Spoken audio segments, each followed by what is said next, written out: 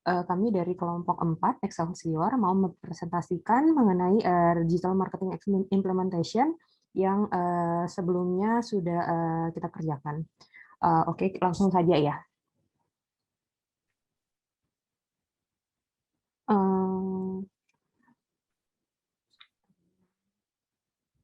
Oke, bagian pertama yang mau kita bahas yang pertama kali ini adalah market research.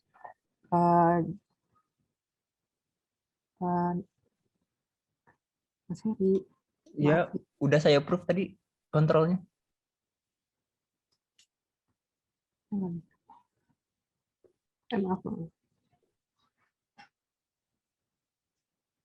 Oke, bagian pertama dari market research ini ada 3 strategic business plan untuk SSC Cepu. Sebagai overview, klien kita adalah lembaga pendidikan yang berlokasi di Cepu, Blora, Jawa Tengah, bernama Sony Sugema College. Jadi ada 3 strategic business plan-nya, yaitu meningkatkan awareness masyarakat terhadap SSC Cepu sebagai lembaga pendidikan yang terpercaya dan kredibel. Kedua, menginformasikan manfaat produk SSC Cepu dan meningkatkan revenue SSC. Kemudian apa sih goals-nya, goals di SSC ini sendiri? Jadi ada 2. Untuk jangka pendeknya, goals-nya itu untuk menambah variasi program kelas SMA. Kedua, untuk meningkatkan efektivitas program kelas SMA. Kenapa kita di sini hanya memfokuskan kepada program SMA? Nanti kita akan bahas lebih lanjut di skema SWOT-nya. Yang kedua, long time goals-nya adalah untuk meningkatkan awareness dan efektivitas program kelas SD dan SMP. Nah, untuk yang selanjutnya, siapa sih target market dari Lembaga Pendidikan Sony Sugema College Cepu ini?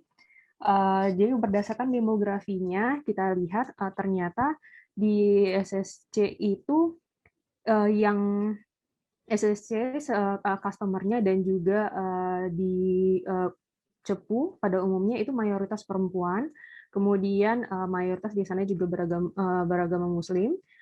Usianya untuk si customer SSC Cepu itu adalah umur 10 sampai 17 tahun, kelas 5 sampai kelas 12, karena program di SSC Cepu ini yang paling populer itu adalah kelas untuk setiap kelas SD itu berarti di kelas 6-nya, SMP kelas 9, SMA juga kelas 12. Nah, pendidikannya SD sampai SMA, kemudian tinggal di wilayah Ring 1 Kota Cepu. Secara psikografi, mereka wisata yang ada di Cepu itu mereka suka wisata alam dan wisata edupar, dan suka jajan minuman lokal kekinian seperti ya boba atau minuman-minuman dingin lainnya. Kemudian mereka juga tertarik dengan artis-artis K-pop, contohnya seperti BTS. Kemudian figur lain yang mereka kenal di sana seperti Atta Halilintar dan Arya Saloka. Mengenai teknografi, tidak ada informasi pilihan terhadap sosial media khususnya untuk di kelas SD dan SMP. Jadi selanjutnya untuk pendekatan digital marketingnya kita akan menargetkan kepada orang tua sebagai decision maker untuk kelas SD dan SMP. Kemudian kita ada juga kelompok murid SMA yang memiliki handphone pribadi dan mereka menggunakan sosial media seperti Instagram. Kalau misalnya dilihat dari buying behavior-nya adalah siswa-siswa yang ingin melanjutkan studi ke PTN atau PTS di luar kota seperti Surabaya, Solo, Jogja, dan Semarang. Nah, ini kalau product validation-nya kita ngebagi sesuai SWOT-nya, strength, weakness, opportunity, and threat. Jadi strength dari Sony Sugema College ini adalah durasi kelasnya cukup lama, yaitu 90 menit. Biasanya kalau di komputer itu cuma 60 menit. Kemudian sudah ada pilihan kelas online. Kemudian ada nilai uniknya, yaitu memiliki konseling tumbuh kembang. Jadi untuk di Sony Sugema College Cepu ini nggak hanya pendidikan untuk pelajaran aja. Di sini juga tutor-tutornya memberikan perhatian khusus kepada murid-muridnya. Misalnya apakah mereka memiliki masalah sehingga yang mempengaruhi proses belajar mereka. Di sini bisa konsultasi juga dengan tutornya. Kemudian ada juga tutoring di luar jadwal kelas, misalnya untuk membantu pembuatan PR atau konsultasi pelajaran. Dia juga terkenal unggul di pelajaran sains ya untuk di Sony Sugama College. Untuk weakness-nya biayanya lebih mahal dan programnya kurang bervariasi. Kemudian brandingnya kurang konsisten dan kurang interaktif. Kemudian tidak punya brand representatif sendiri selain pendiri SSC. Jadi biasanya kalau misalnya ada acara sebelum pandemi, kalau misalnya ada acara seperti tryout akbar, itu biasanya tidak ada misalnya mengundang figur yang terkenal di ke kelas untuk usia SD sampai SMP. Jadi selalu yang ngomong itu pasti Bapak pendiri SSC itu sendiri. Kemudian untuk opportunity-nya sudah ada kelas online khusus untuk kelas SMA. Kemudian SSC sebenarnya cukup berkompeten untuk membuka kelas belajar online di wilayah yang belum memiliki bimbingan belajar, masih di seputar wilayah Blora dan Jawa Tengah.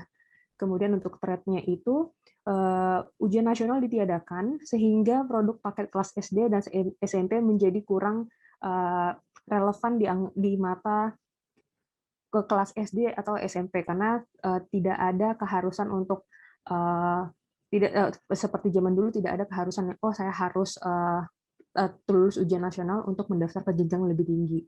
Kemudian edukasi via internet atau online masih kurang familiar di kalangan orang tua murid SD atau SMP. Dan yang ketiga ada pembatasan kelas tatap muka karena PSBB. Nah, on channel-nya kalau misalnya apa saja sih pendekatan yang bisa dilakukan di on channel, jadi kita mau melakukan ada paid ads seminggu sekali melalui Instagram, Facebook, dan website. Kemudian seberapa relevan produk ini terhadap kebutuhan target audience. Jadi untuk paket dan SD SMP dianggap tidak relevan akibat penghapusan ujian nasional, tetapi paket SMA masih diperlukan untuk ujian masuk universitas negeri. Nah, ini ada sekilas apa kata alumni-alumni SSC Cepu yang sudah berhasil masuk ke PTN bergengsi di Indonesia. Contohnya ada saudara Afkar, kemudian Farah yang masuk teknik kimia UGM, dan Shansan yang masuk ke ITB. Di sini mereka memberikan tanggapan positif terhadap SSC, terhadap soal-soal yang diberikan, dan juga metode pembelajaran yang diberikan oleh SSC. Nah, kemudian kita melakukan analisa terhadap kompetitor terdekat Sony Sugama College, yaitu Ganesha Operation. Di sini kita menganalisa ada beberapa kelebihan dan kekurangan yang dimiliki oleh Ganesha Operation. Untuk kelebihannya sendiri, Ganesha Operation ini sangat populer dengan teknik cara cepat pengerjaan soal, yang sehingga itu menjadi nilai jual tersendiri, sehingga banyak murid-murid yang tertarik untuk belajar di Ganesha Operation. Kemudian harga programnya lebih murah ketimbang SSC. Kemudian on media Ganesha Operation itu seperti Instagram dan website-nya lebih baik pengelolaannya karena mereka sifatnya centralized, tidak seperti Sony Sigma College. Jadi seperti di Ganesha Operation itu tone and manner-nya itu sama. Jadi biarpun mereka franchise di beberapa daerah, tetapi dari segi penyajiannya itu sudah baik. Kemudian untuk strategi marketingnya juga terpusat, track record dan acceptance rates-nya juga sangat tinggi. Kekurangannya durasinya hanya 60 menit dan kapasitas kelasnya cukup besar dengan jumlah murid maksimal 25 siswa per kelas. Kemudian untuk digital marketingnya mereka aktif di Instagram dan aplikasi mobile bernama Go Bimbel Online. Untuk trennya bisa melihat merefer kepada Ruang Guru, Genius, Udemy, kemudian pendekatan yang bisa dilakukan melalui SEO, SEM, dan social media marketing. Oke, berikutnya yaitu strategic digital marketing plan. Berikut ini merupakan keyword-keyword yang sedang trends selama 12 bulan terakhir mulai dari 4 Juni 2020 hingga Februari. Di mana bimbingan belajar di sini memiliki keyword bimbingan belajar cukup konsisten dicari pencariannya di dalam sosial media tersebut. Nah, lalu pendekatan yang kami lakukan yaitu berdasarkan hasil analisis SWOT yang telah disampaikan tadi, yang di mana branding yang kurang konsisten dan kurang interaktif di media sosial SSC sendiri.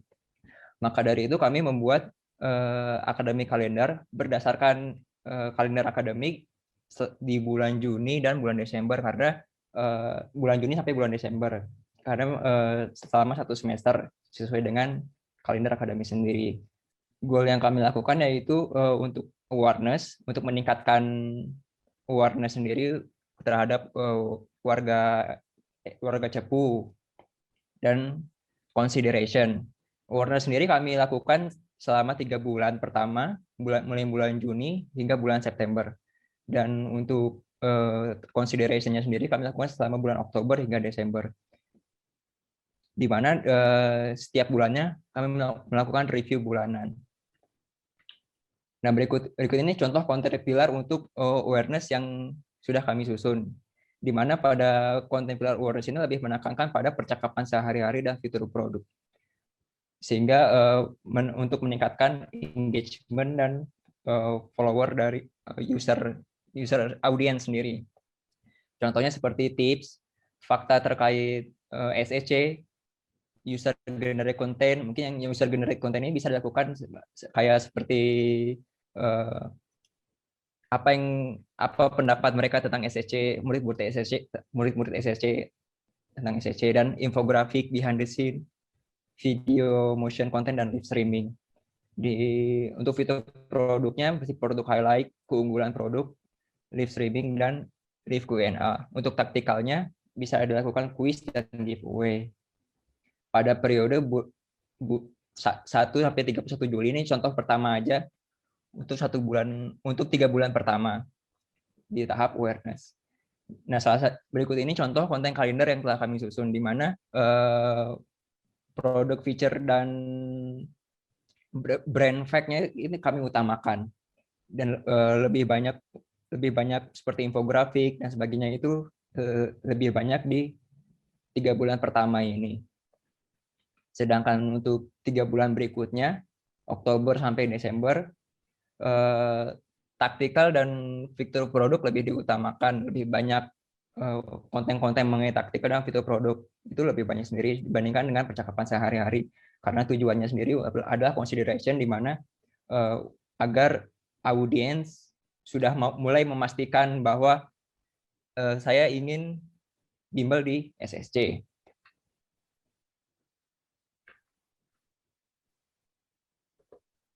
Next, nah berikut ini adalah contoh konten kalender untuk consideration sendiri, di mana seperti promo dan sebagainya, itu konten-konten promo itu lebih banyak dibandingkan dengan tips atau live streaming dan sebagainya. Ini untuk menarik minat audiens agar bisa bimbel di SSC.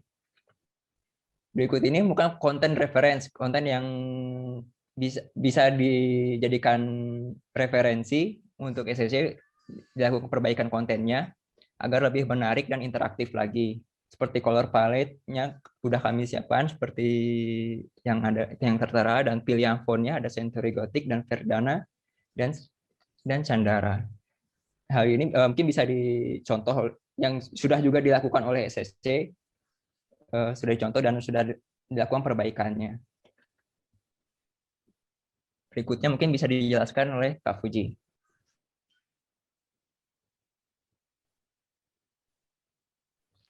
Oke, untuk execution result-nya saya mungkin lebih singkat aja ya. Ini kok nggak bisa next ya? Mas Heri bisa bantu, Mas? Untuk Ya. implementation-nya kita untuk hasil akhirnya untuk profil SSC yang sebelumnya itu masih sedikit ya yang tertera di caption profilnya. Kita udah ubah menjadi sudah tertera profil bio yang terbaru dan ada on media sudah disentralisasi ke link Flutri semacam bio link. Lalu ada tertera juga peta lokasinya untuk alamat SSC dan kita udah meminta SSC untuk mencantumkan kontak telepon dan email di IG-nya. Nah, untuk konten sebelumnya itu berbeda ya dengan konten sesudahnya. Kalau konten sesudahnya ini udah sesuai dengan guideline warna dan font yang kita sarankan. Next.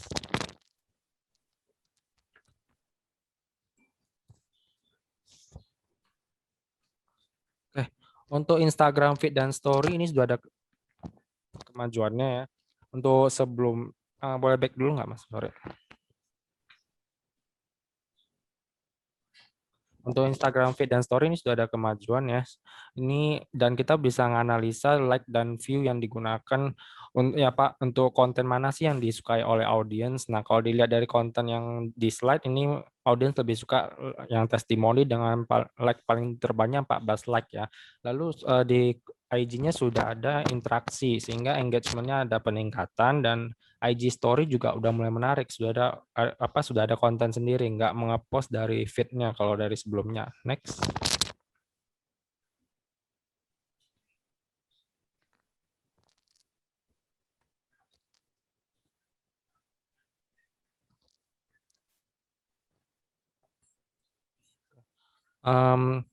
Untuk sorry. Untuk Instagram feed ini ada tampilan sebelum dan sesudahnya. Jadi ini udah beda banget tampilannya, udah sesuai dengan pewarnaan dan desain yang kita sarankan ya. Next.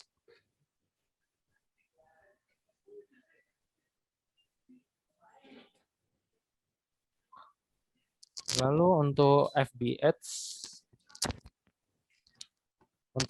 Ads, kita ini saya jelaskannya singkat aja ini karena waktu kita terbatas. Untuk budgetnya kita awalnya sesuai dengan plan yang diberikan oleh digital sekolah itu 250.000. Jadi kita campaign-nya 5 hari. Jadi 50.000 per hari dari tanggal 5 sampai 9 Juli. Untuk audiensnya kita set ke lokasinya di Cepu ya.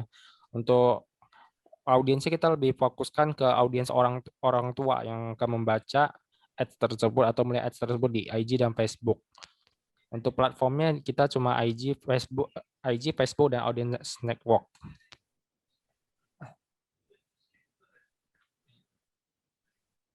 Oke. Untuk FB Ads kita implementasinya itu di FB page-nya SSC Cepu dan IG-nya SSC Cepu dengan format kita pakai single image or video atau berupa foto. Kita nggak ada video untuk yang kali ini. Untuk caption yang di ads-nya kita pakai 2 jenis primary text yang berbeda supaya nanti di ads-nya lebih bervarian. Untuk destinasi ads-nya kita fokuskannya ke IG-nya SSC Cepu langsung. Nah, ini seperti ini tampilan dari ads yang ditampilkan dari hasil FB Ads yang kita set.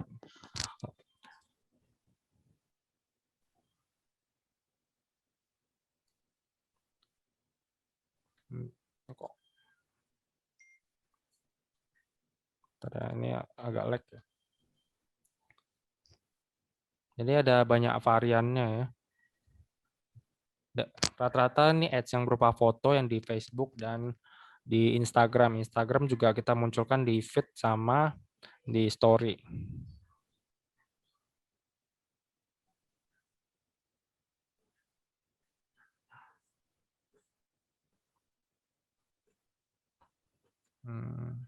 Agak lag ya.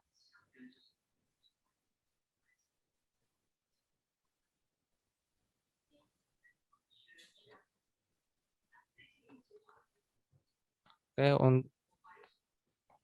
untuk selanjutnya akan dibantu oleh Mas Hendri. Ya, Mas Heri, boleh di back dulu sebentar. Ya, saya lanjutin untuk hasil dari paid ads ya, dari Facebook Ads dan Instagram Ads yang udah kita jalankan. Di sini kita running ads selama 5 hari dari tanggal 5 sampai 9. Back dulu Mas, sorry.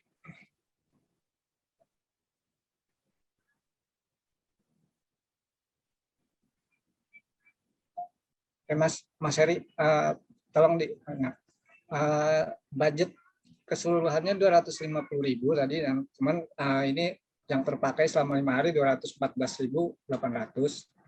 Dari sini kita dapat hasil impression sebanyak 48.810 dan menjangkau 30.602 orang ya, atau reach-nya. Hasilnya adalah kita dapat klik 795 dan cost per kliknya Rp270 ya. Boleh lanjut.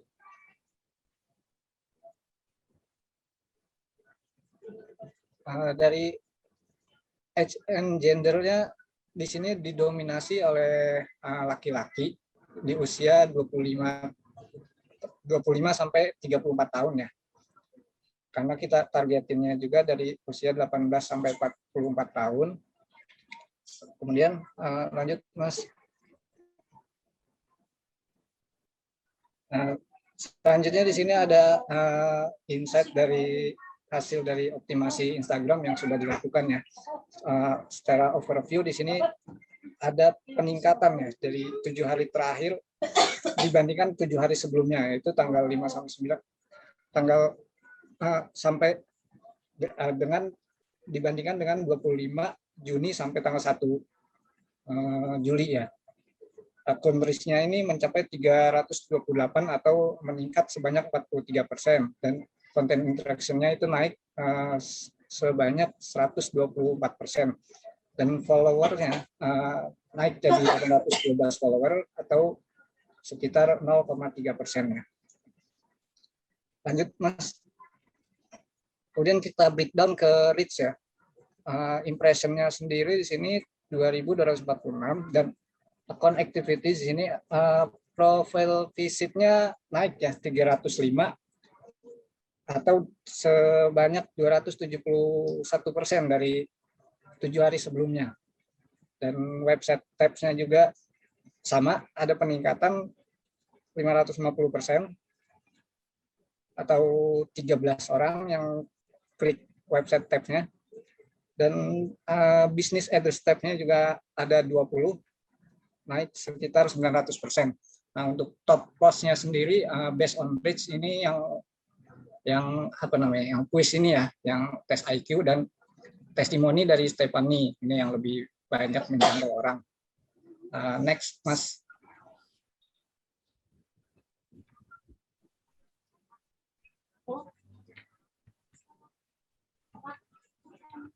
Lanjut Mas Heri. Oke, dari konten interaction-nya di sini post interaction totalnya 74 ya, meningkat 124%. Dari total interaksi ini kita dapat 67 like, 5 komentar dan 2 share. Dan untuk top post based on interaction-nya ini yang testimoni dari Stephanie ya, lebih banyak dapat likes dan tes IQ atau quiz. Oke, next. Kemudian dari sisi audiens ya, follower meningkat jadi 812 follower atau 0,3%. Di sini dari total followernya rata-rata adalah dari daerah Cepu sendiri ya, dan didominasi dari usia 18 sampai 44 tahun. Untuk gendernya sendiri sini lebih banyak wanita, dan most active time-nya ini antara jam 6 sampai jam 6 pagi sampai jam 6 sore ya. Mungkin bisa dimanfaatin untuk posting konten di jam-jam tersebut. Oke, lanjut. Nah, ini adalah hasil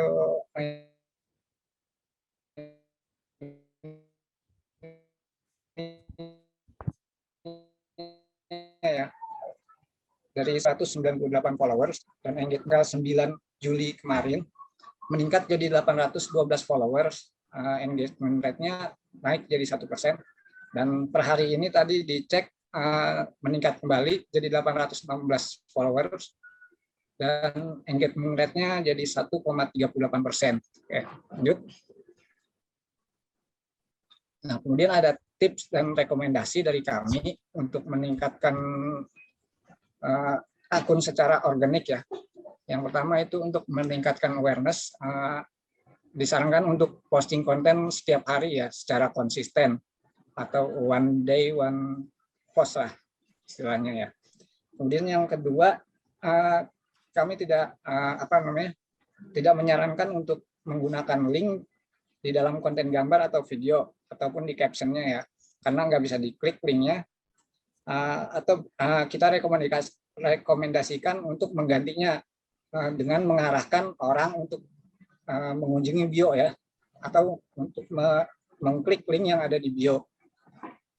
Kemudian yang ketiga adalah usahakan untuk selalu membalas komentar atau berinteraksi dengan audiens.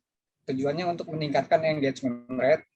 Dan selanjutnya selalu double check sebelum posting konten untuk menghindari adanya kesalahan penulisan, typo, atau yang lainnya ya. Selanjutnya adalah untuk update terkait fitur-fitur terbaru ya dari Instagram sendiri atau sosial media sendiri. Yang lagi hangat ini kan fitur Reels yang masih baru ya. Ini kita sarankan untuk menggunakan fitur ini juga. Karena ini lagi sedang hangat-hangatnya ya, interaksinya juga cukup tinggi dan jangkauannya juga cukup tinggi juga. Dan yang terakhir adalah menggunakan ikon pada story highlight yang ada di profile. Tujuannya supaya seragam dan lebih enak dilihatnya gitu ya. Untuk mendapatkan ikon-ikonnya sendiri, di sini ada dari Adobe Icon atau Flat Icon, ini bisa diambil dari sini. Oke, lanjut.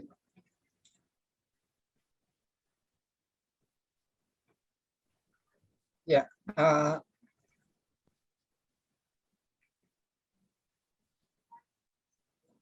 oke, itu aja mungkin ya yang bisa kami sampaikan dari hasil mulai dari market research, strategic plan, hingga eksekusi ya. Terima kasih atas perhatiannya. Oke, thank you Excelsior. Mbak Lauren, Mbak Desi, gimana nih Mbak tanggapan dan pertanyaannya? Oke. Silakan Kak Lauren. Kalian kan tadi bikin short goals sama long term goals ya. Nah itu short goals-nya berapa lama sama long term goals-nya berapa lama kalian bikinnya? Boleh siapa aja yang mau menjawab? Sebenarnya Kak, kalau untuk short term sama long term goals itu adalah goals yang kita tanyain dari pihak Sony Sugima College-nya. Jadi bukan goals daripada postingan postingan ads-nya kita. Jadi kita berusaha untuk menurunkan karena kan goals short term sama long term-nya itu pertama dia bilangnya awareness ya. Yang kedua dia dari Sony Sugima College itu mau meningkatkan revenue-nya. Nah, tapi sebelum itu kita tarik mundur lagi ini untuk meningkatkan revenue dan untuk meningkat awareness ini dan supaya program-programnya itu diketahui oleh murid SD sampai SMA, apa yang harus dilakukan gitu. Jadi kalau misalnya kita ngebahas dari short term sama long term-nya itu, ini lebih kepada goals dari bisnis Sony Sugima College-nya sih. Oke. Berarti lebih ke business goals-nya ya, bukan campaign goals atau digital goals-nya ya. Oke. Sama tadi yang kedua kan harusnya kayaknya paid media ya, yang kalian bilang paid ads, tapi kalian bilangnya on channel kan. Mungkin itu mestinya kan paid media, tapi kalian doing-nya itu atau jalaninnya di on channel kali ya maksudnya. Agak ini aja sih, missing sedikit.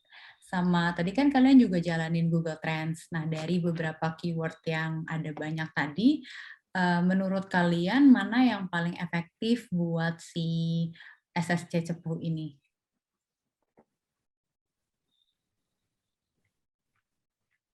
Untuk Google Trends sendirinya yang paling efektif sendiri adalah bimbel sama bimbingan belajar, Kak.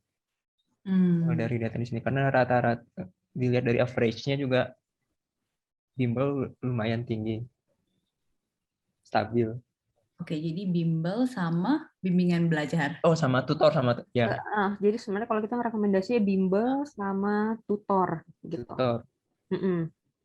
Oke, yang dari grafiknya juga lumayan stabil ya. Kemudian kalau seperti rapor dan tahun ajaran baru itu kita bisa ngelihat kalau misalnya rapor sama tahun ajaran baru itu dia trennya itu fluktuatif tergantung situasinya ya. Contohnya ya rapor ya hanya pas pembagian rapor, kemudian tahun ajaran baru ya setelah bagi rapor dan akan dimulai tahun ajaran baru gitu. Kita bisa ngelihat peak-nya. Jadi contohnya untuk rapor dan tahun ajaran baru itu pasti di sekitar bulan Juni sama bulan Desember. Kemudian seperti kalau misalnya yang bimbel itu malah di bulan bulan Juli sama September gitu. September sih peak-nya gitu. Mungkin bisa dicek lagi karena kan selanjutnya kita udah ngebikin academic calendar ya. Karena kita belum punya academic calendar untuk tahun 2021-2022. Jadi kita coba ngebuat forecast-nya. Mungkin dari situ bisa dilihat nanti mungkin tim SSC kan pasti yang lebih punya kalender akademik yang resmi gitu. Mungkin bisa dilihat waktu di bulan September itu apa yang terjadi seperti itu. Jadi mungkin bisa disesuaikan dari situ sih. Oke. Nah, terus kalian juga jalanin IG Stories Ads sama IG Feed Ads ya, berarti kan tadi. Itu memang cukup banyak ya desain kontennya dari kalian. Kalau boleh tahu IG Stories-nya tuh dapat impression sama reach berapa? Yang tadi kalian tayangin tuh di bukti tayangnya kan di screenshot-nya di PPT-nya.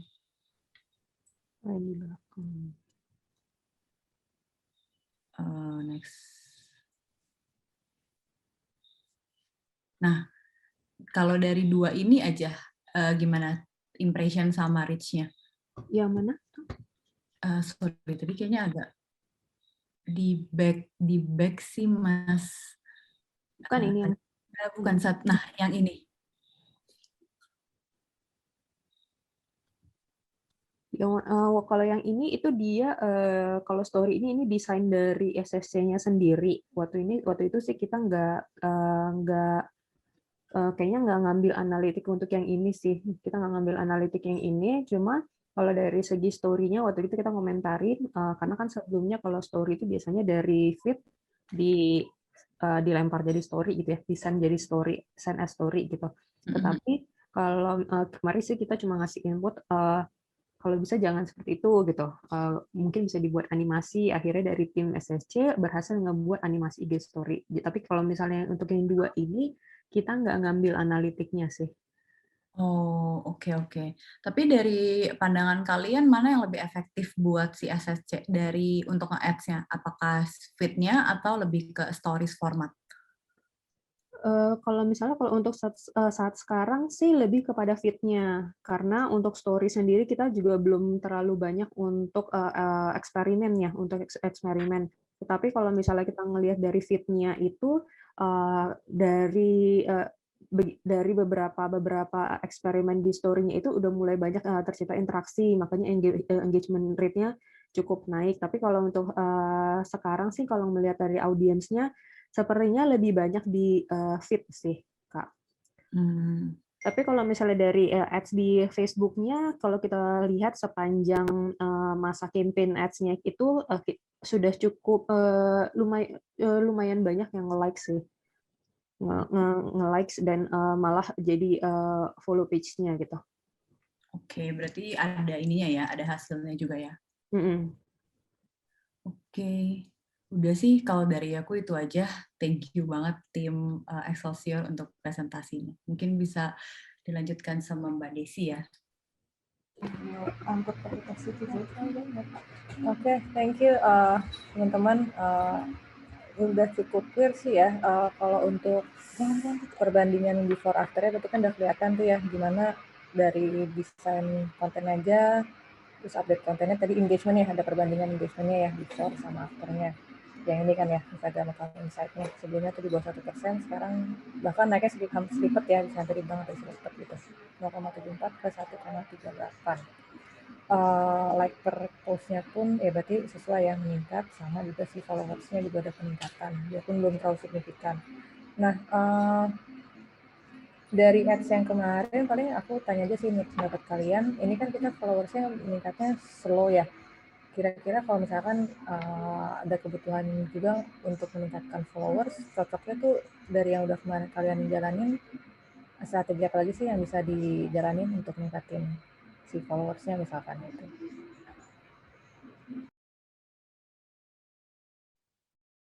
Kalau dari saya sih mungkin strategi yang bisa dijalani itu meningkatkan ads-nya aja, yang dari budgeting ads-nya juga, karena yang kemarin juga mungkin masih kurang, jadi kurang maksimal juga ads-nya. Jadi kalau dari saya strateginya mungkin dilakukan budgeting selama setiap 1 bulan sekali untuk ads-nya selama 1 juta misalnya. Coba tingkatin budget ads-nya gitu ya. Ya, untuk meningkatkan awareness juga. Awareness ya. Terus tadi dong ke slide terakhir yang insight next step-nya, yang tips next step recommendation-nya. Oke. Get awareness, posting konten setiap hari. Oke.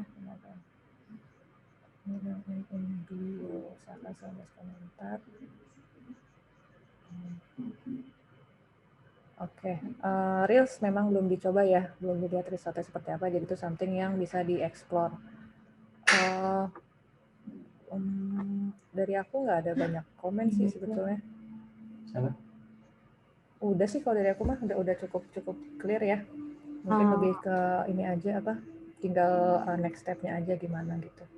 Palingan mau nambahin untuk strategi berikutnya itu, kita tadinya dari tim Excelsior itu pengen pakai semacam local influencer sih Kak.